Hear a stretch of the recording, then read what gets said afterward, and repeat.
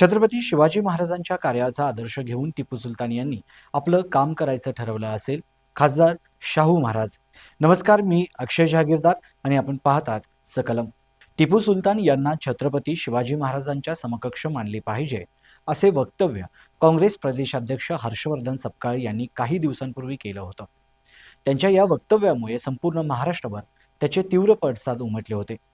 ज्याप्रमाणे छत्रपती शिवाजी महाराजांनी शौर्य आणि स्वराज्य असा विचार दिला, अगदी त्याचप्रमाणे टिपू सुलतान यांनी त्याच समकक्ष काम केले आहे.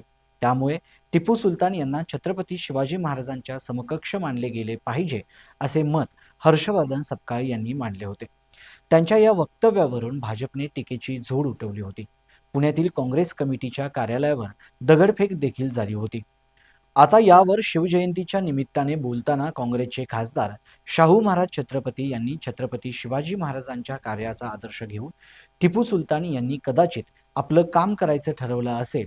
मात्र आपण ब्रिटिशांच्या विरोधात लढत असताना ब्रिटिशांना कोणी कोणी मदत केली हे देखील पाहण्याची गरज आहे असं वक्तव्य केलं आहे. मात्र गेली काही दिवसांपासून टिपू सुलतानच्या मुद्द्यावरून राज्यभरात वाद सुरू आहेत. त्यातच आता खासदार शाहू महाराज यांनी हे वक्तव्य केल्याने त्यांचे हे विधान चर्चेत आले आहे. आता त्यांनी जो आदर्श आपल्याला दिलेला आहे त्याच्याप्रमाणेच आपल्याला चालत आहे. थोडाफार फरक होऊ शकतो आहे, पण जास्तीत जास्त त्यांच्या आचारविचाराचा आदर्श घेऊन आपल्याला पुढे गेलं पाहिजे. मला त्याबद्दल एवढंच वाटतं आहे की छत्रपती शिवाजी महाराजांच्या कार्याचा आदर्श घेऊन कदाचित ते म्हैसूरचे टिपू सुलतान यांनी आपलं काम करायचं ठरवलं. कारण आपण ब्रिटिशांच्या विरोधात लढत होतो, तेव्हा ब्रिटिशांच्या लढत असताना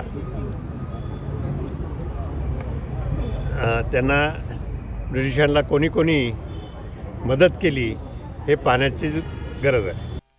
दरम्यान छत्रपती घराण्याच्या वतीने आज गुरुवारी नर्सरी बागेत छत्रपती शिवाजी महाराजांच्या ऐतिहासिक मंदिरात शाही शिवजयंती उत्सव मोठ्या उत्साहात साजरा करण्यात आला.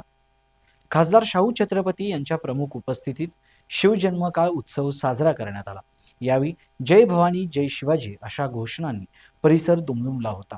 यावेळी शिवजयंतीच्या निमित्ताने खासदार शाहू महाराजांनी सर्वांना शुभेच्छा देखील व्यक्त केल्या आहेत. धन्यवाद.